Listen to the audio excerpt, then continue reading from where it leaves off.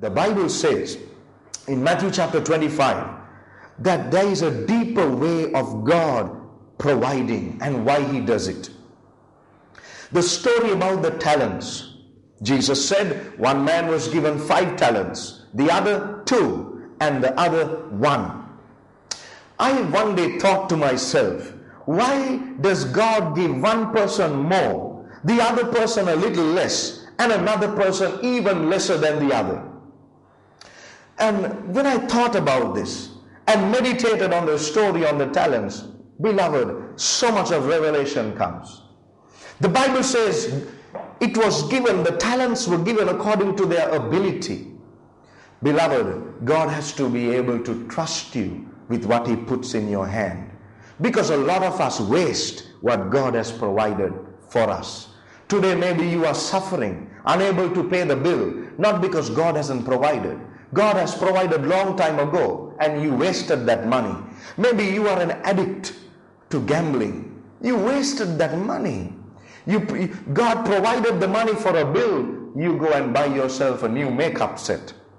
Or you go and buy a membership at a nice club. That is not why God provided that money for you. He provided the money for a purpose. And when the purpose changes, you will look up to the sky one day and ask, why don't I have provision? Beloved, that's why ability is important. The scripture says He gave one person 5, 2, and another person 1, according to ability. The ability to handle what God has placed in your hands. Not everybody is able to handle money. Not everybody is able to handle God's provision, beloved. The 5 talents, the person handled it so well, he made it double. Beloved, he made it double. The person who had 2 made it double. But the person who had 1 was not able to handle even 1. Beloved, I have seen people not able to handle 1,000 rupees properly. And they are asking God for millions. You will not have it unless you are able to handle it. Look at what Jesus says at the end of that story. When the master came back, he took the 1 from the person who had 1 and he gave it to the one who had the most. My precious people of God, that's called addition. There is a level called provision where the 5 talents are given. It is called provision. But when God takes from one end and gives you from the other end, that's not called provision. That is called addition. He provided 5, but He added 1 more.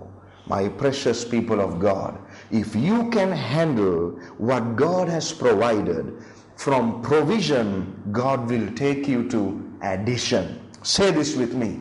If I handle what God has provided well, God will start adding to my life. Provision to addition. The scripture says in Matthew 6:33, you remember that? Seek ye first the kingdom of God and His righteousness, and all things will be provided? No, all things will be added unto you. He is a God of addition also. Addition comes when you are able to handle provision. Finally, what or why, how God provides, why God provides. Finally, when does God provide? When? This is very important. When does God provide?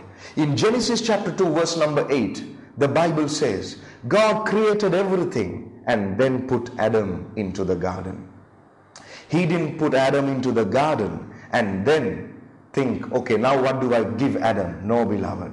Everything was first provided and then God placed the man in that place. In life, that is the law. That is the principle. That is the promise.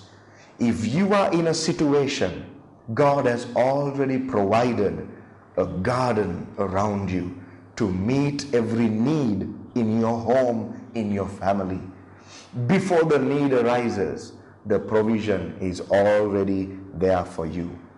Beloved, in Genesis 22, when Abraham went to the mountain and placed Isaac on the altar, and the angel of the Lord spoke and said, "Don't. Now we know, now I know," God says, "that you love him with all your heart."